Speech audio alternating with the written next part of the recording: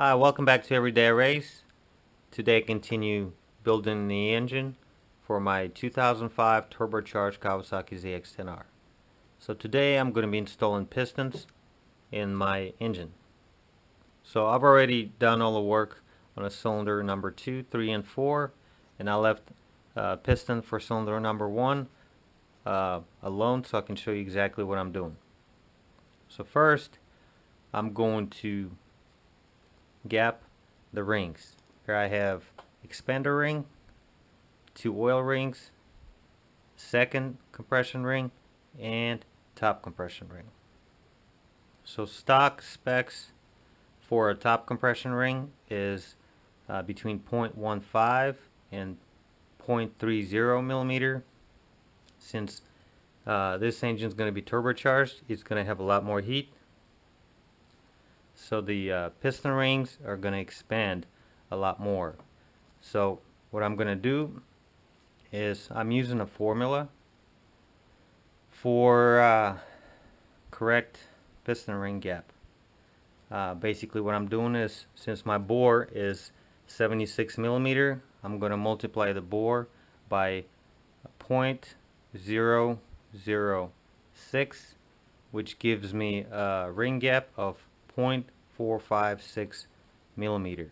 I'm gonna gap the top compression ring and second compression ring with the same gap. So to check the ring gap, first I have to install the ring in my cylinder. Since it's a cylinder number 1, I'm going to be working on this cylinder right here. It's the number 1. So what I'm going to do is place the ring with the mark. There's a small mark N facing up, and install the ring in the cylinder. Alright, so I've installed the piston ring. Next I'm going to use the piston, push the ring down in the cylinder nice and even, and I'm not sure if you can see, there's a piston ring gap, so I'm going to use a filler gauge with 0.457, which is pretty close to 0.456, to measure the gap. It goes in just fine. That means this ring is gapped correctly. Now this ring wasn't gapped correctly. I had to use a file to open up the gap, but I'm not going to show you how to do that. So second, I had to do the same thing with the second compression ring. There's a small mark up top, so that mark has to face up, just like the top compression ring. So I did the same process. I installed the ring in the cylinder and then checked the gap with the filler gauge. So gap on this ring ended up being 0.457 as well. So that's perfect. So next, I can install the rings on my piston.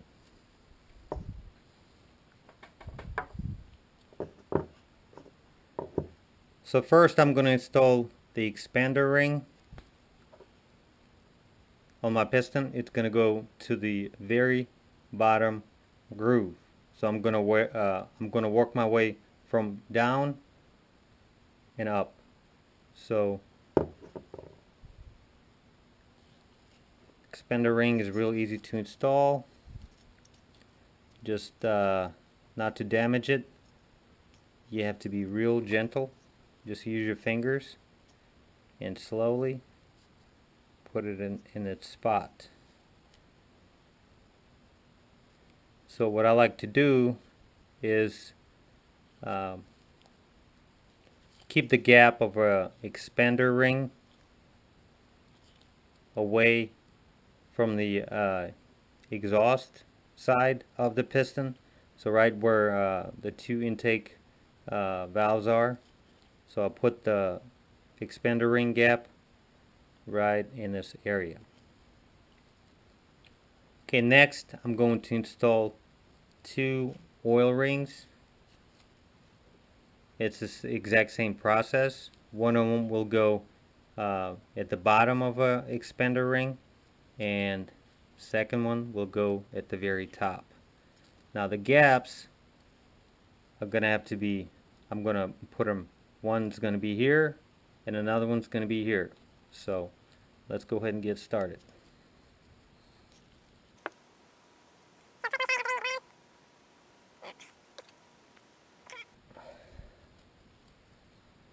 So let's do it like this. Put it at the very bottom, like so. And then work the ring all the way around. Don't bend it too much, or you can damage it.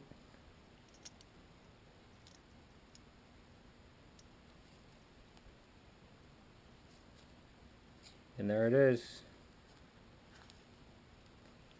So put the gap exactly where you want it, right where the valve relieve for the intake valve. Then I'm going to put the top oil ring, so I'm going to put the gap in this area. So just put the ring at the very top. Try not to damage anything. Come on. Like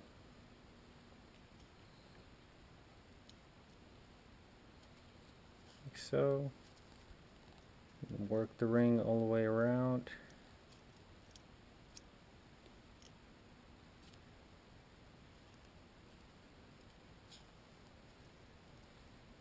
And she's done.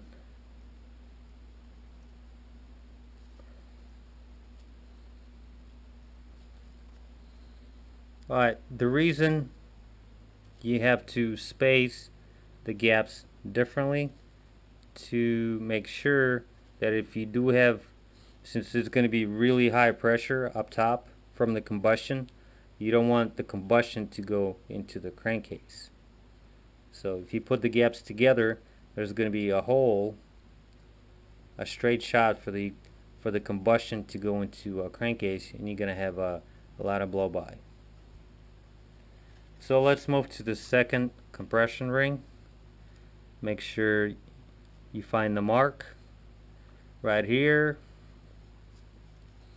and the second ring gap will go right here, right by the intake side. So we do the same way, put it on the second groove.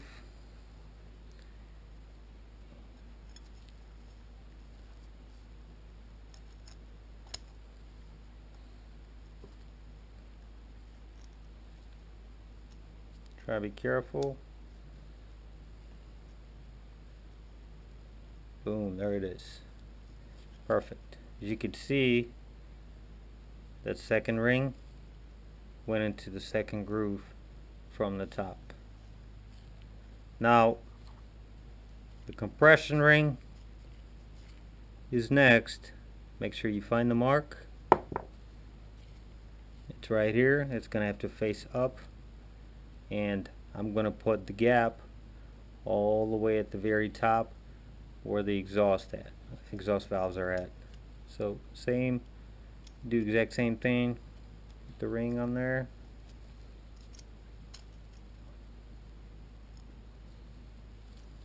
Let me swing that around so you can see better.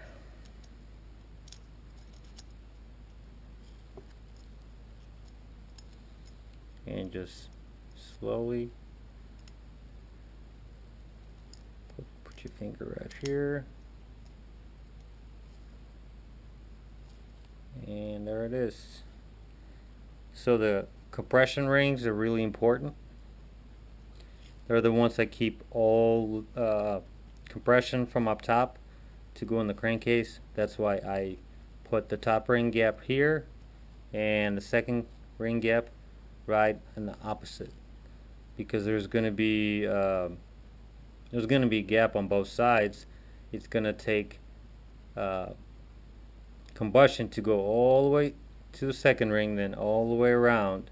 So you're going to have a lot less chance of combustion pressure going into the crankcase.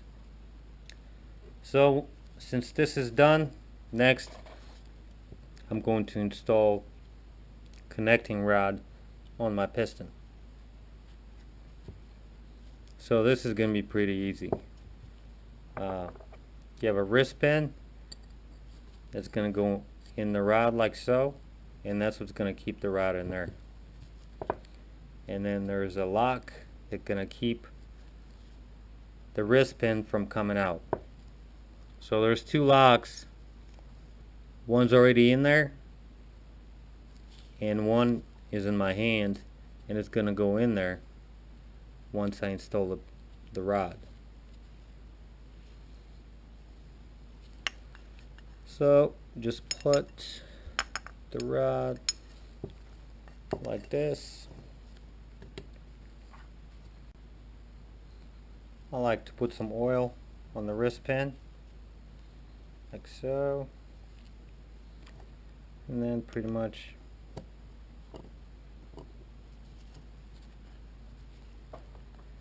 the wrist pin goes in there like so.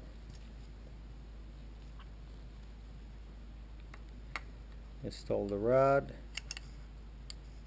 and push the wrist pin all the way back until it hits the lock at the on this side. Alright, so next just got to install the lock. There's a small notch right here. You have to make sure that the gap is facing away from this opening so the lock doesn't come out, because if it does come out, it's going to cause some damage to the engine. So this part's kind of tricky. You have to apply a lot of pressure.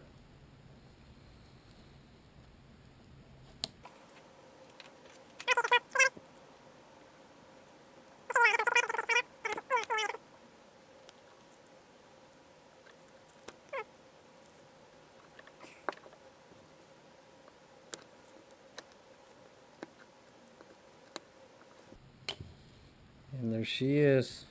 You have to double check a few times, make sure it's in place. There she is. So this part is done. Next, I'm going to install the pistons in their holes. So this is cylinder 1, 2, 3, and 4. So cylinder 1, piston for cylinder 1 will go in this hole, and the exhaust side is on this side, intake side is on this side. You have to pay attention to the piston. There's a mark that says exhaust. It means that the piston is going to go this way.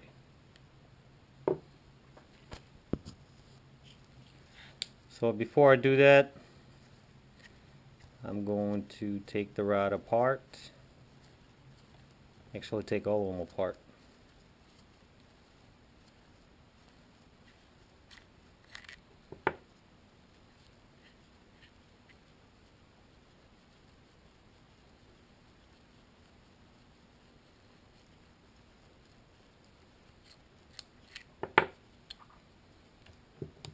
Next, I'm going to install the bearings.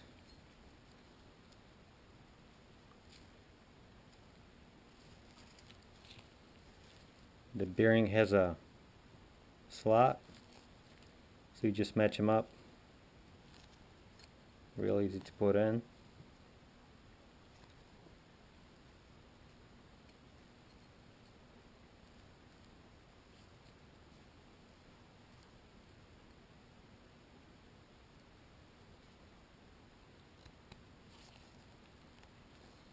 There you go.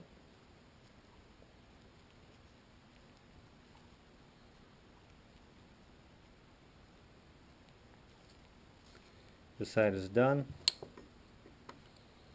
Now you got same way here. Match them up.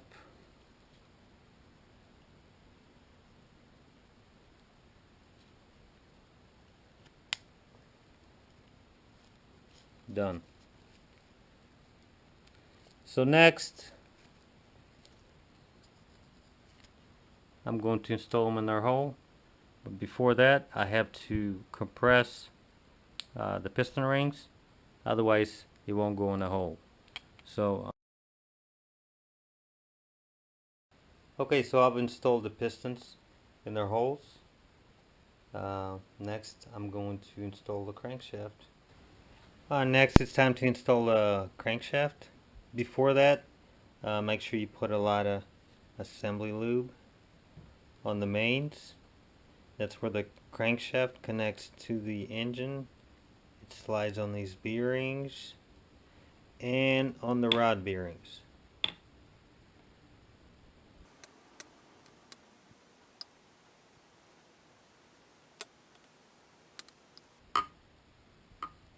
Alright, let's get it done. Okay, it's time to install connecting rod caps after putting some assembly lube.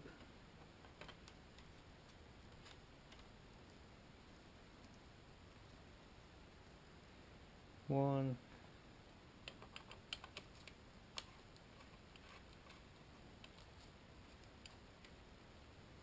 two,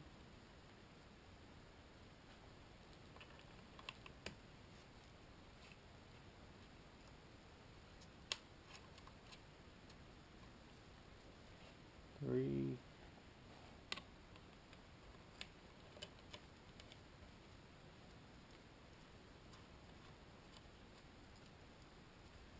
and four.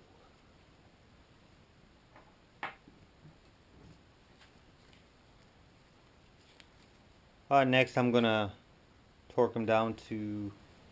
Alright, next it's time to measure connecting rod to crankshaft clearance. Okay, looks like this one's 0.229 of a millimeter. The clearance should be between 0.13 of a millimeter to 0.38 of a millimeter. So I'll go ahead and check every one of them and make sure they are in spec. Alright, so all the rod side clearance were in spec.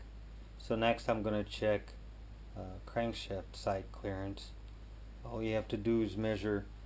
You got to push the crankshaft to the side, and then you have to measure the clearance between the engine block and the crankshaft itself.